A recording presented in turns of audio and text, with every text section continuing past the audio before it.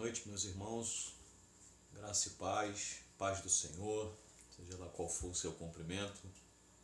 Sou Cláudio Rocha, Estou aqui mais uma vez para falar um pouquinho sobre a palavra de Deus, Antes de começar a falar, já gostaria de pedir vocês para que seguissem aqui o meu canal, desse o seu likezinho, comentasse, entendeu? Compartilhasse, ativasse o sininho para você receber as notificações assim que meus vídeos forem postos, para eu ter uma maior visibilidade e o YouTube entender que essa mensagem precisa alcançar o maior número de pessoas possíveis, Eu gostaria então que vocês pudessem estar de posse da sua Bíblia e abrisse comigo aí no livro de João, capítulo 1, verso 23, Evangelho segundo João, capítulo 1, verso 23, que diz assim: E João disse: Eu sou a voz do que clama no deserto. Fazei um caminho reto para o Senhor, como disse o profeta Isaías. Até aqui. Meus irmãos, no mundo em que nós vivemos, hoje, raramente as pessoas são ensinadas a temer a Deus, a conhecer a Deus e crer em Deus, Normalmente nós vemos pessoas falando, Deus, Deus, Deus, Deus, Deus é isso, Deus faz, mas pouco se tem o conhecimento de Deus, E eu me atrevo nessa noite, a falar um pouquinho sobre Deus. O Criador, o Pai, entendeu um pouco na Bíblia sobre o Criador de tudo, o Ser Supremo, aquele que é único, soberano, aquele que mantém todas as coisas no devido lugar, que vive numa luz inacessível, que homem jamais viu e jamais verá. Me atrevo, a tentar explicar, tentar não explicar através da Bíblia quem é Deus, Deus que é espírito, que é invisível e que é imortal. Como nós podemos conhecer a Deus, Jesus disse: a vida eterna é essa, que conheçam a Deus como o único Deus, soberano, e o seu Filho. Essa é a vida eterna, A vida eterna se consiste em conhecer a Deus e fazê-lo conhecido. Em um mundo de hibridades, que cada vez o ofício da pregação está se profissionalizando, e a questão é que quanto mais profissionais no ofício da pregação formos, mais rastro de morte espiritual deixaremos, Você pode profissionalizar muita coisa, mas a pregação é um ofício espiritual e não profissional. Poucos são os que se dedicam a revelar Deus, fazê-lo conhecido, por já tê-lo conhecido. Então a questão é: possível então provarmos a existência de Deus? Como a Bíblia explica Deus, Em primeiro lugar, meus irmãos, devemos entender que a Bíblia não tem nenhuma pretensão de provar a quem quer que seja a existência de Deus, mas de aprofundá-lo, A Bíblia tem muito a nos dizer sobre a pessoa do Criador. Eu quero em pouco tempo, falar sobre, em primeiro lugar, os nomes de Deus, em segundo lugar, os atributos de Deus, em terceiro lugar, quem Deus é, e em quarto lugar, como conhecê-lo. Em primeiro lugar, os nomes de Deus, Nas Escrituras Sagradas, Deus é chamado por vários nomes e títulos. Isso mesmo, Deus tem nomes e Deus tem títulos. Basicamente, Deus tem 7 títulos e 6 nomes. Se eu fosse você, eu anotaria isso, porque o que você vai ouvir aqui hoje é um tesouro, tá, irmãos?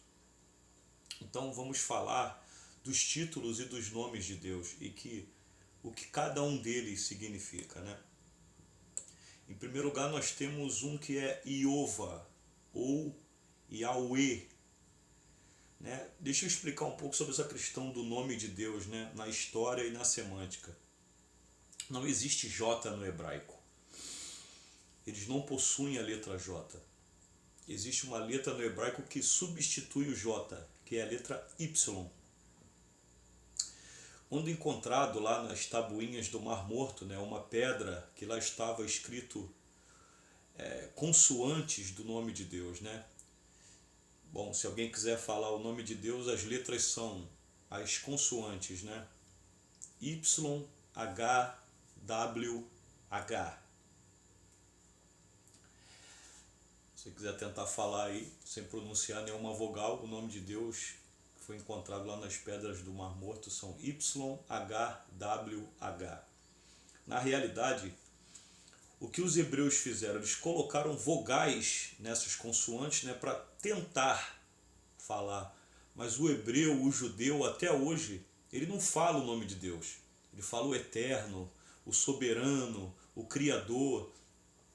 Mas eles se recusam a pronunciar, né?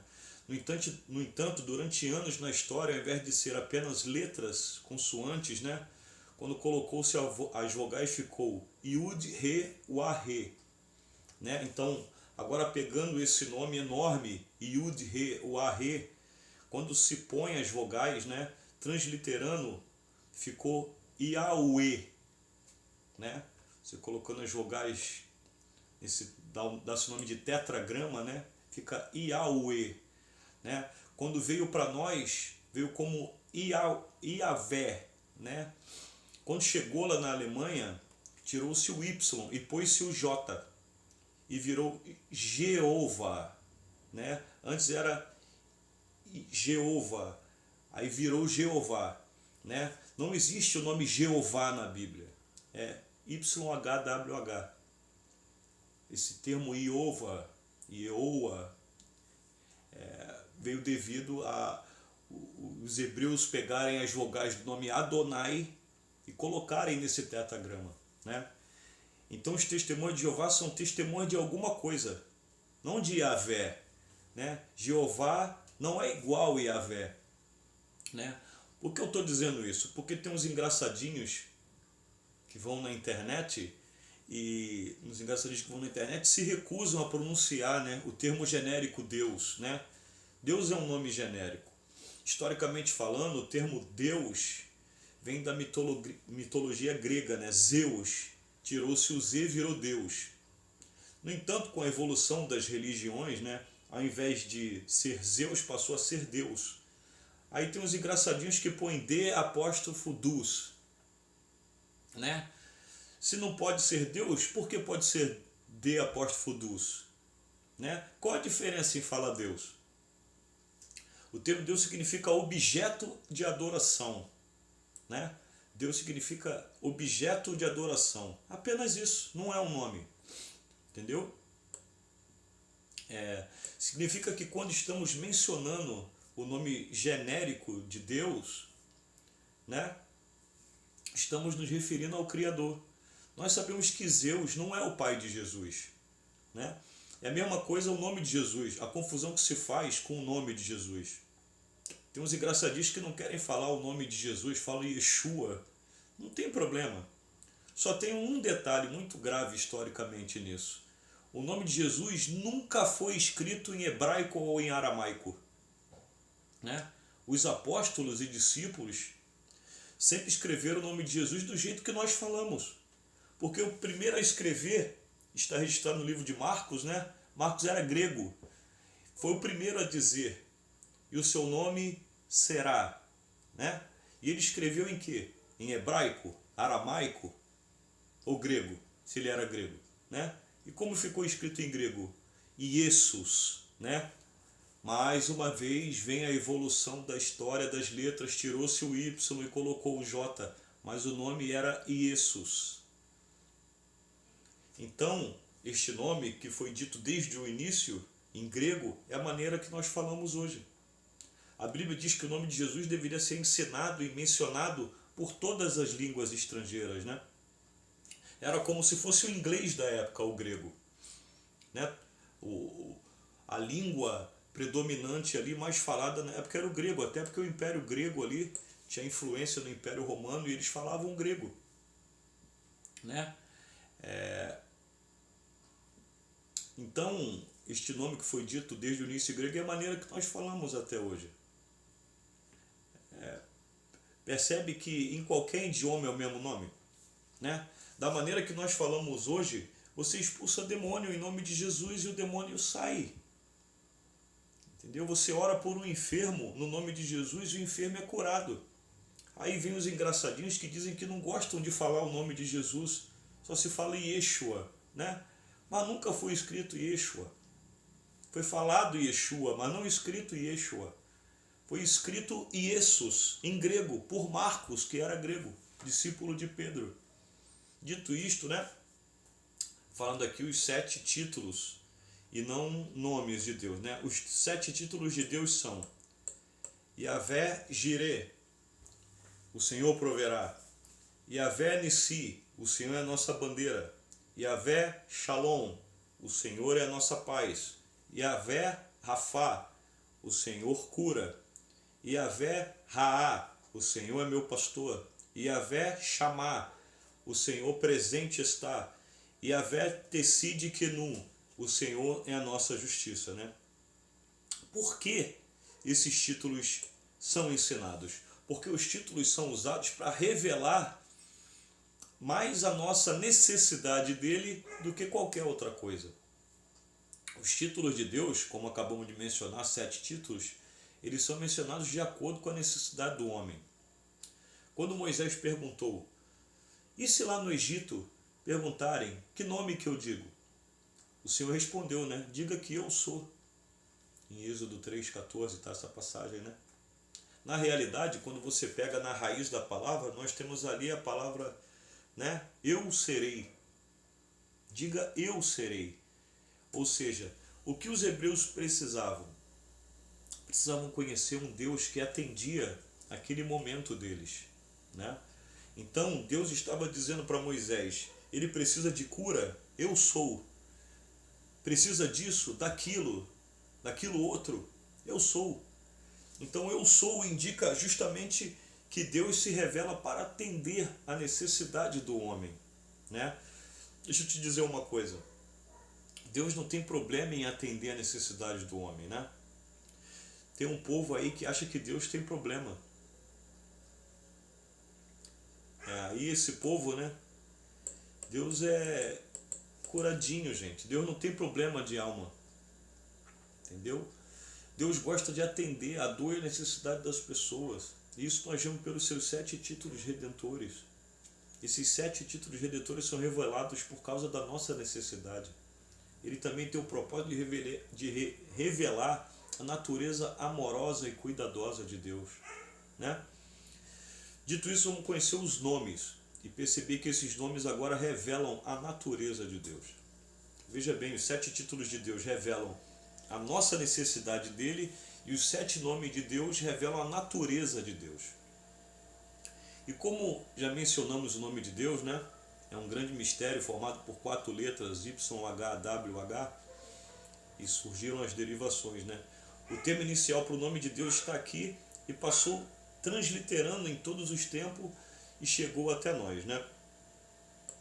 O nome de Deus usado em Gênesis 1:1 é El, E-L. Você lembra da casa de El, Jorel? Nada a ver, mas é um pouco interessante, né? Porque você pega toda a história do super-homem, é retirada literalmente dos El. O nome de Deus sempre vai começar com El. Nós falamos dos títulos, né? Yahvé, aquilo, né? Agora os nomes de Deus são revelados justamente pelas iniciais E e L. Em Gênesis 1:1, nós temos ali no princípio, né? Deus criou os céus e a terra. Bereshit bara ha Elohim vet ha shamayim. O termo Deus, volto a mencionar, é um termo de nossa corrente, né? Mas não um termo do original, porque o que nós temos ali é El-Ohim, né? E o que significa El-Ohim? El-Ohim é o termo plural. Olha que interessante. Quando você lê Bereshit, princípio, criou Deus. Bara ha, uma preposição hebraica. Elohim. Quando lemos aqui o termo Elohim, nós temos um termo plural, o termo Elohim.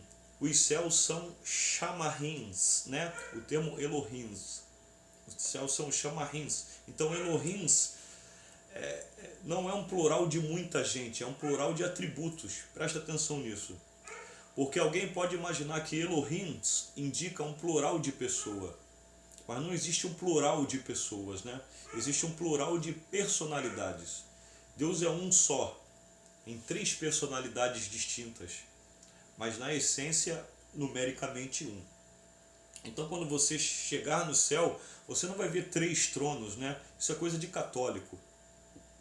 Pai, né? Odin, filho, o Thor e a pombinha cirandando em cima dos 2. Isso não existe, gente. Essa mentalidade que eles têm de Deus não é uma mentalidade cristã, é uma mentalidade pagã.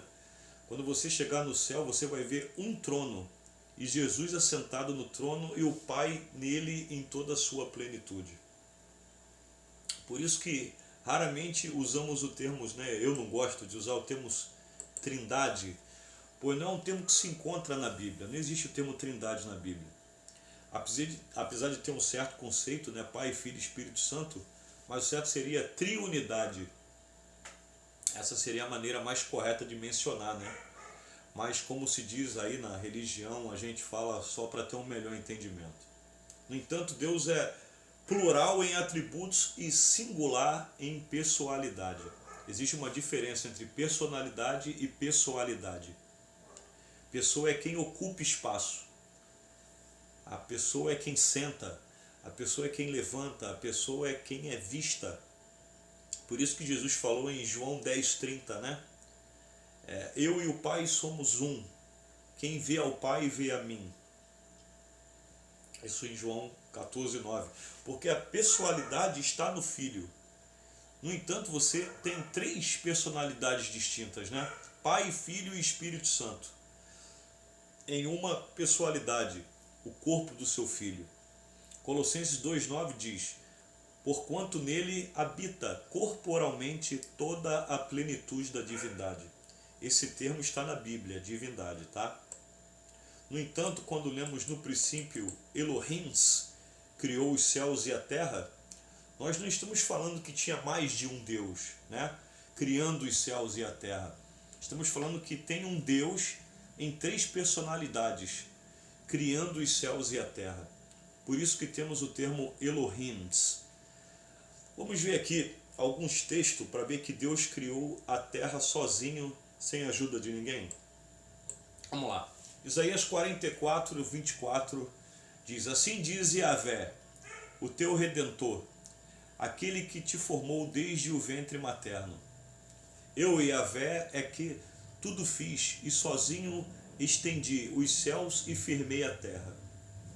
Deus teve ajuda de alguém? Né? Não. Ah, Cláudio, mas está lá escrito: façamos o homem a nossa imagem conforme a nossa semelhança. Você está certo. Nós temos 2 artigos no hebraico que indicam a pessoa e personalidade, né? Um é Yashid, o outro é Eshad, né? Eshad é unidade composta. Yashid é unidade absoluta, unidade numérica, né? Por exemplo, eu e Verônica, minha esposa, quem entendeu o que eu tô, quem está entendendo o que eu estou falando, né? Só para a Bíblia diz isso, que eu e ela somos um. A Bíblia diz isso. Esse um é Eshad, porque é uma unidade composta. Apesar de sermos um, nós somos 2, né? E apesar de eu e Verônica sermos um, quem vê a mim não vê a Verônica. Entendeu? Por exemplo, a Bíblia diz que todos nós como igreja somos um Eshad. Mas quando eu passeio, quem vê a mim não vê os meus irmãos, não vê você. Entendeu? Porque nós somos uma unidade composta. No entanto, quando Jesus disse: eu e o Pai somos um, nós temos ali o termo Yashid, que é numérico. Porque Jesus disse: quem vê a mim vê ao Pai. Isso indica que apesar de o Pai ter seus próprios atributos e ser distinto, o Filho ter seus próprios atributos e ser distinto, o Pai só é visto numericamente estando no seu Filho. Compreenderam? Porque senão nós seremos pagãos, irmãos. Se você imaginar que no céu tem 3 tronos, cara, não existe isso. Quando você lê a Bíblia, você só encontra um trono, né? Porque no mesmo tempo que Deus é Echad, distinto, ele é Yashid, visto numericamente, um só. Apesar de serem distintos, só é visto de forma numérica no número 1. E assim nós compreendemos Deus, né? Quando Deus disse, eu criei tudo sozinho, então, como você explica façamos? Ali nós temos singular e temos plural, né? Observe, façamos, plural, o homem, singular, a nossa, plural, imagem e semelhança, singular. Apesar de termos ali Pai, Filho e Espírito Santo na criação, a imagem que foi posta foi a do Filho. Por isso a Bíblia diz, a imagem e semelhança do seu Filho ele nos fez. Romanos 8, 29, né? Porquanto aqueles que antecipadamente conheceu, também os predestinou para serem semelhantes à imagem de seu Filho. Porque o Pai não tem forma corpórea, né? O Espírito não tem forma corpórea. O único que foi feito corpo foi o Filho. O único que possui a imagem para nós sermos refletidos, né? Por isso que a Bíblia diz que Jesus é a imagem visível do Pai que é Espírito e é invisível nele. Isso não é fácil compreender, irmãos, né? E dizer isso num monte de confusão, daí heresias, né? E tem gente que ignora. Então você pega uma turminha, por exemplo, os testemunhas de Jeová dizem que o Espírito Santo não existe, né?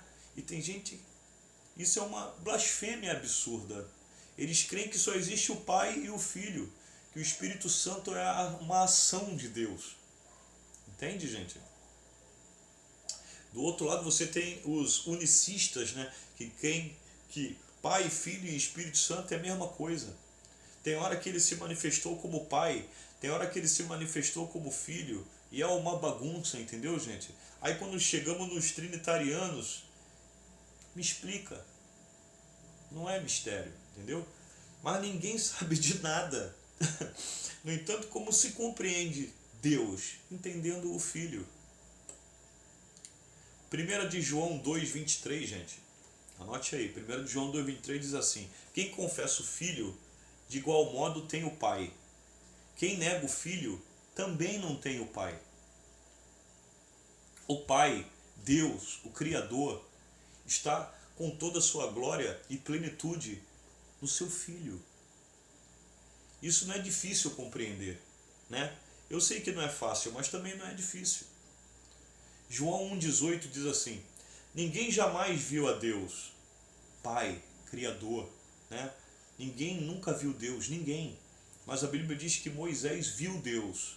A Bíblia diz que Isaías viu Deus. A Bíblia diz que Ezequiel viu a Deus. A Bíblia diz que Daniel viu Deus. E agora, Cláudio? Como é que você me explica? O próprio Adão andava com Deus, né? Enoque andava com Deus. Mas olha o que a Bíblia diz. Deus Espírito nunca foi visto, né? Como que Deus se mostra? O texto explica. O Filho unigênito, que está no seio do Pai, né? É quem o mostrou, quem o revelou. Quem apareceu em toda a Bíblia, gente? Quem Moisés viu? Com quem Adão andava? Quem estava com Daniel na cova dos leões? Sempre foi Jesus. Sempre foi Jesus. Ele é que é visto. Ele foi o plano de Deus escolhido de forma, imagem e semelhança para que o homem visse o Pai nele. Glória a Deus por isso, irmãos. Será que vocês estão conseguindo me entender, gente? Tem algo mais profundo que isso, meus irmãos. Que coisa tremenda. Então, por termos esses textos que comprovam que Deus sozinho, sem a ajuda de mais ninguém, nem anjo, o texto de Isaías 44 diz: eu fiz sozinho tudo, né? Eu sozinho fiz tudo. O que nós entendemos é que Deus, em essência, Deus, que é Pai, Filho e Espírito Santo, estava na criação. E ali é um produto de deuses, né? Elohims, mas o ofício de um único Deus, em essência, em Pai, Filho e Espírito Santo. Elohim foi o nome que Jesus pronunciou na cruz, né? Em Mateus 27, 46, diz assim: e por volta das 3 horas da tarde, Jesus clamou com voz forte: Elohim, Elohim, lama sabachthani, que significa: meu Deus, por que me abandonaste, né? Então Deus tem seus nomes, os seus títulos servem para revelar a nossa necessidade, os seus nomes servem para revelar o caráter de Deus. A natureza de Deus é revelada pelos seus nomes, e são 5 nomes, irmãos: El-Ohim, Altíssimo; El Shaddai, Todo-Poderoso; El-Elyon, Eterno; El-Olam, Magnífico; El-Gibor, o Forte. Veja você que quando se menciona os nomes de Deus, você passa a entender a natureza de Deus, né? Ou seja, a maneira do homem conhecer Deus. Deus é pelos seus títulos, né? Como ele lida com o homem é através dos seus títulos, né? E pelos seus nomes, quem ele é. Os nomes de Deus revelam quem ele é. Ele é o Altíssimo, o Todo-Poderoso, o Eterno, o Magnífico, o Forte.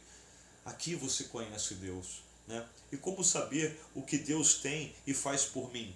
Pelos seus títulos.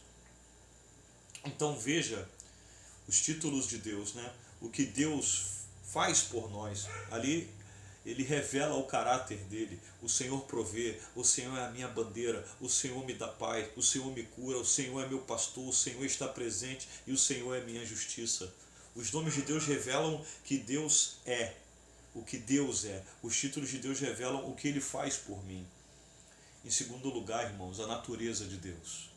A natureza de Deus é revelada por aquilo que chamamos de atributos, né? O que são atributos? Atributos é o que você é. Eu sou pai, é um atributo meu. Eu sou filho, é um atributo meu. Eu sou motorista, outro atributo. Atributo é tudo aquilo que você é em uma pessoa só. Então, o que são os atributos de Deus, né? Deus tem 2 tipos de atributos: atributos comunicáveis e atributos incomunicáveis, né? O que são atributos comunicáveis? Coisas que Deus é, que ele permite que você e eu sejamos também. Atributos incomunicáveis é o que Deus é e mais ninguém é, somente ele. Atributos comunicáveis são atributos morais, atributos incomunicáveis são atributos naturais, né? Atributos comunicáveis é o que Deus comunica conosco: amor, sabedoria. Deus é amor, gente, entendeu? Paz, misericórdia, graça, compaixão, longanimidade, justiça, juízo e ira. Esses 3 últimos o povo não gosta muito, né? Mas ele também é justiça, é juízo e é ira. Veja que eu mencionei aqui atributos que Deus se comunica, que ele permite ser lançado a nós, né? Amor, sabedoria, paz, misericórdia, graça, compaixão, longanimidade, justiça, juízo e ira. Isso aqui são chamados atributos comunicáveis de Deus. E os atributos incomunicáveis de Deus são chamados de atributos naturais, atributos que fazem parte da sua natureza, né? E isso ninguém mais é. E esses atributos têm nome, tá? Onisciente. Tem uma doutrina aí chamada de teologia liberal que diz que Deus não sabe de tudo. Ele vai sabendo à medida que o tempo vai passando. É por causa disso, não adianta você ficar orando para Deus que se uma coisa tiver dado errado na sua vida vai acontecer. Eles creem que Deus sabe igual a você, né? E Deus vai sabendo à medida que as coisas vão acontecendo. A teologia liberal consiste em quê? Em o homem não crer em aquilo que a mente dele não entende, né? Então não adianta você sair de viagem e orar para Deus para o carro não bater, né? Se tiver que bater, vai bater. Deus sabe o tanto que você sabe. Ele não pode prever o futuro. Olha que coisa. Isso é humanizar, irmãos. E, irmão, isso não é nem heresia, isso é blasfêmia. Entendeu? Porque a Bíblia mostra que Deus é onisciente. Ele é onisciente porque ele sabe de tudo e não há nada que ele não saiba, irmãos. Temos isso registrado em Mateus 6:8. Diz assim: portanto, não vos assemelheis a eles, porque Deus, o vosso Pai, sabe tudo de que tendes necessidade, antes mesmo que lhe peça. Deus sabe de tudo, irmãos. Antes que você nascesse, ele já tinha seus dias escritos num livro, entendeu? Antes que você fosse formado, ele já sabia seu nome. Então, alguém pode até estar sofrendo hoje, mas Deus já sabe o final da história, entendeu? Por isso, você vê, tem texto na Bíblia como o de Romanos 8:29, que diz que, e sabendo que todas as coisas contribuem juntamente para o bem daqueles que amam a Deus, mas não diz todas as coisas boas, diz todas as coisas boas e ruins. Hoje você pode não entender Deus. Perguntaram para a esposa de Albert Einstein, né? Você entende a teoria da relatividade do seu marido? E ela respondeu: não entendo a teoria da relatividade, mas eu entendo o meu marido. Você pode não entender o que Deus está fazendo, mas você tem que entender Deus, irmãos. Ele não mente, ele não engana, ele não promete e não cumpre. O que ele promete, ele vai cumprir. Ele não é mau, ele é bom. Ele não é aquele que vê a sua dor e deixa passar batido. Deus está olhando a sua vida e ele está tecendo a sua vida do lado do avesso. Quando terminar, ele vai colocar do lado certo e você vai ver que todas as linhas estão certas. Deus sabe de tudo, ele antevê. Veja bem, se José não tivesse ido para o Egito como escravo, você não estaria aqui hoje salvo. Já parou para pensar nisso? Porque se José não tivesse ido para o Egito como escravo, veio a fome no mundo e todas as nações em volta do Egito foram extintas, seriam extintas, né? A nação de Israel não foi extinta porque José se tornou governador do Egito e trouxe Israel para dentro do Egito. Israel foi preservado. Jesus nasceu em Israel, morreu, ressuscitou e hoje somos salvos. Glória a Deus por isso. Mas veja, enquanto Israel estava no cárcere, ele não tinha como prever. Na cabeça de José, a dor dele era eterna. Mas Deus sabia que iria durar 16 anos. Sabe por quê? Porque Deus está no controle da sua vida, irmãos. Eu sei que hoje está ruim. Eu sei que hoje está doendo. Eu sei que o diagnóstico é ruim. Mas Deus sabe de tudo. Ele não te dá uma segurança. Ele não te dá uma segurança, irmãos. Saber que Deus sabe de todas as coisas. Saber que Deus está no controle.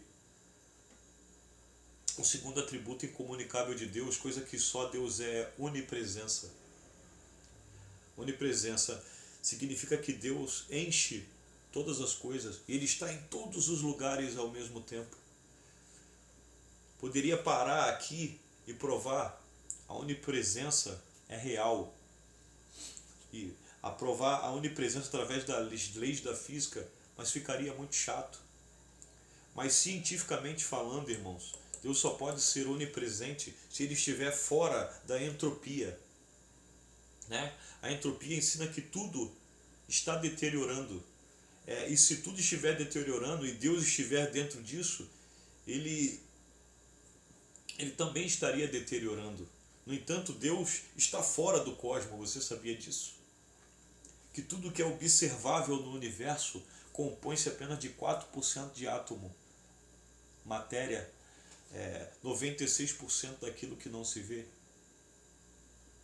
A ciência já aceita a ideia de que 96% do cosmos é matéria escura, energia escura. E eles dizem que a matéria escura expande o universo e a energia escura acelera.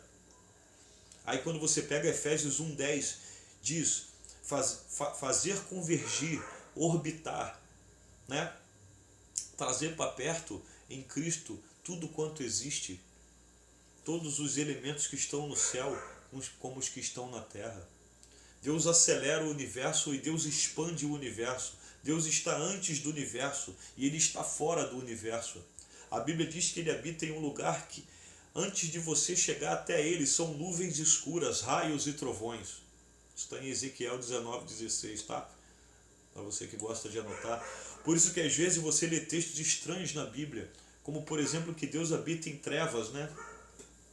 1 de Reis 8:12. Na realidade Ele está escondido, Deus está escondido, irmão. Paulo disse que Ele está em um lugar que ninguém nunca viu e nunca verá. Não sabemos onde é, não sabemos, não temos a sua forma, não sabemos a sua composição. Sabemos que Ele decidiu fazer um corpo, fazer esse corpo tomar forma, e essa forma se tornar o verbo, fazer esse verbo morrer e ressuscitar, habitar nesse corpo e chamar de seu filho, e falar para o povo, todos os seres o adorem. Né? No entanto, Deus está fazendo tudo convergir no seu filho. Não sabemos onde Deus está, mas no lugar onde Deus está, Ele contempla todas as fatias do tempo, passado, presente e futuro. Você sabe que a física, que na física isso é possível. Se você sair da Terra agora e orbitar o buraco negro, e você voltar daqui a 1 ano na Terra, será 100 anos. No buraco negro o tempo vai parar, por causa do peso do buraco negro. Isso é ciência, irmãos. Agora, se no buraco negro o tempo não é contado, imagina no céu, na Nova Jerusalém. Aonde Deus está, não tem amanhã. Aonde Deus está, não tem ontem. Aonde Deus está, não tem passado, presente ou futuro. A eternidade não é um período de tempo, a eternidade é um lugar, irmãos. Aonde Deus está, Ele vê todas as fases do tempo, passado, presente e futuro. Ele pode voltar no tempo. Deixa eu te explicar. Você já leu na Bíblia termos como eternidade passada e eternidade futura? No passado o tempo era um relógio. O tempo do homem e o tempo de Deus, né? A eternidade é tempo Olam, o tempo de Deus é Kairos. O tempo do homem é tempo Cronos, né? Mas tudo repetia-se como um relógio. Quando o homem pecou e deixou de ser eterno, o tempo do homem foi quebrado. Então nós estamos em cima dessa linha do tempo. Nascemos, crescemos e morremos. Deus não pecou, Deus não caiu. O tempo dele ainda é eterno. Portanto, Deus não está na nossa fatia do tempo. Deus ainda está na eternidade. Jesus está com uma mão na eternidade passada e a outra na eternidade futura. Ele é o Alfa, Ele é o Ômega. No retorno de Cristo, quando estivermos glorificados, que o mortal se vestirá de imortabilidade, o corpo corrupto, a carne, se vestirá de incorruptibilidade. Jesus vai pegar o tempo da queda, a eternidade passada, com a eternidade futura. Ele vai ligar e nós seremos novamente eternos. Deus está fora disso. Aonde Deus está? Há 1 milhão de anos atrás, Ele viu o seu nascimento. Você não é um acidente do tempo, irmão. Não pense que você nasceu porque seus pais sonharam com você. Seus pais sonharam com você porque Deus sonhou você. Você nasceu porque você estava nos planos de Deus. Ele te viu desde a fundação do mundo. Lá está o seu nome no livro da vida. Antes mesmo que você nascesse, você não é um acidente. Por isso que todas as coisas que se referem a Deus, né? Cura, nos curou, porque Deus viu o início da doença e Ele viu o fim da doença. Ele sabe que vai doer, vai passar, mas Ele sabe que tem palavra de cura para você, irmãos. Glorificou. Apesar de glorificação ser um ato no dia da volta do Senhor, nós lemos em Romanos 8, 29 e 30, né, que Ele nos glorificou. Mesmo você sendo ainda pecador, o Senhor já se vê você lá no céu glorificado, porque Ele vê o passado, o presente e o futuro. Então o diabo entra na mente dos teólogos e querem diminuir Deus, irmãos. Então eu estou aqui para te dizer, ore, porque Deus ouve a tua oração. Se tivesse de acontecer um acidente e você orar, o acidente não acontece. Ore porque Deus não é surdo, para que não possa ouvir a tua oração. A oração e jejum ainda fazem a diferença. Vamos orar para a sua família ser salva, pois a Bíblia manda você bater e a porta vai se abrir. Por justamente estamos num tempo, limitados à morte, ao que Albert Einstein ensina sobre o tempo e espaço, que Deus criou algumas coisas para nós alcançarmos Ele, a oração. Agora vamos ver aqui alguns textos da onipresença, né? Amós 9:2. Ainda que desçam ao mais profundo abismo, a minha mão não tirará de lá. Se subirem ao céu, de lá os farei descer. Se esconderem no cimo do Carmelo, de lá buscá-los-ei, e de lá os tirarei. E se dos meus olhos se ocultarem no fundo do mar, de lá darei ordem à serpente, e ele os morderá. Mateus 18:20. Porque onde estiverem 2 ou 3 reunidos em meu nome, ali eu estou entre eles. Salmos 145:18. Perto está o Senhor de todos os que o invocam, e de todos os que o invocam em verdade. Mateus 28:20. E eis que estou convosco todos os dias até a consumação do século. Provérbios 15:3. Os olhos do Senhor estão longe, estão em todo lugar, contemplando os bons e os maus. Jeremias 23:23. Portanto, assim indaga o Senhor: sou eu apenas Deus de perto? Não sou eu também Deus de longe? Salmos 139, do 7 ao 10. Para onde me irei do teu espírito? Ou para onde fugirei da tua face? Se eu subir ao céu, lá tu estás. Se fizer no inferno a minha cama, eis que tu ali estás também. Se tomar as asas da alva, se habitar nas extremidades do mar, até ali mão me guiará, e a tua destra me sustentará. O texto diz que Deus está até no inferno, irmãos. Sabe qual é o problema do inferno? Eles sabem que Deus está lá, mas eles não conseguem usufruir da presença como nós. Agora eu vou falar da onipotência de Deus. O credo niceno, realizado em 325 a.C., começou com essas palavras: creio em Deus Pai, Todo-Poderoso. A primeira menção desse atributo está em Gênesis 17:1. Diz assim: apareceu-lhe o Senhor e lhe disse: eu sou o Deus Todo-Poderoso, anda em minha presença e sê perfeito. O termo hebraico aqui é El Shaddai, o Deus Todo-Poderoso. Qual o significado? No latim temos 2 palavras para Deus Todo-Poderoso: omnipotens, todo-potência, todo poder. Se refere ao atributo do poder infinito ou ilimitado de Deus. Eu vou ler só um texto aqui, né? Lucas 1:37. Porquanto para Deus não existe nada que lhe seja impossível. Deixa eu te falar uma coisa. Se você não conseguir andar sobre as águas, Deus te levanta das águas. Se Deus falou algo para você, se Ele precisar te ressuscitar dos mortos, Ele ressuscita. Mas a palavra dele não volta vazia. O que Deus promete, Ele cumpre. Ele não é homem para que minta, nem filho do homem para que se arrependa. Deus é onipotente. Ele pode curar o câncer, Ele pode ressuscitar o morto, Ele pode tirar a depressão, Ele pode fazer o que Ele quiser. O que Deus pode? Deus pode tudo. Não existe nada entre céu, terra e inferno que Ele não possa fazer. Ele é soberano. Significa que não há nada que Ele não possa fazer. Ele não precisa pedir permissão para ninguém. Ele faz o mar se abrir. Ele cria um dilúvio de 7.000 metros. Ele ressuscita mortos. Ele faz a menor nação da terra se tornar a mais poderosa da terra. Ele faz o pobre se assentar entre os príncipes. Deus pode tudo, irmãos. Deus é Deus. Ele é o único Deus, né? Deuteronômio 6:4 diz: Shema, ouve, ó Israel, Yahvé, o nosso Senhor é o único Deus. Você tem que conhecer o teu Deus, irmãos. Disseram para Jó: amaldiçoa o teu Deus e morre. Ele disse: mulher, você fala como louca. Você fica enchendo a sua vida de coisas, irmãos. Conheça Deus e o faça conhecido. Quem Deus é, infinito, imutável, santo, imortal e visível. Entendeu?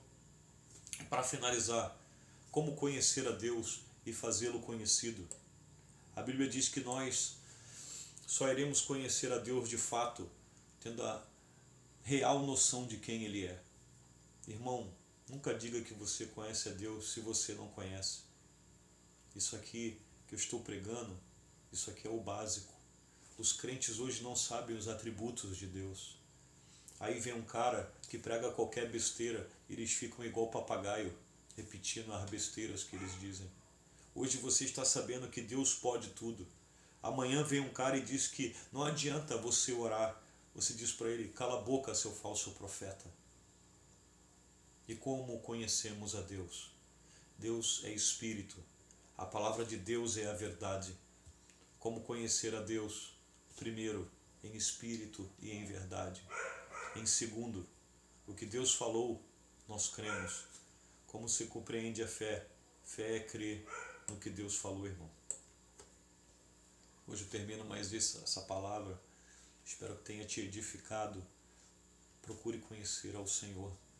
Procure conhecer a Deus, os seus atributos, a pessoa dele, quem Ele é. Deus é onipotente, é onipresente, é onisciente. Não deixa que diminuam o nosso Deus, irmãos. Tá bom? Espero que vocês tenham gostado. Deixa aqui o seu comentário. Curte aí, dá o seu likezinho. Escreve aqui no meu canal, compartilha essa palavra para que mais e mais pessoas possam ter acesso a esse conteúdo e ser edificado como nós temos sido, tá bom? Muito obrigado, amo vocês em Cristo Jesus e até o nosso próximo vídeo aí, se Deus assim permitir. Fica com Deus e amo vocês.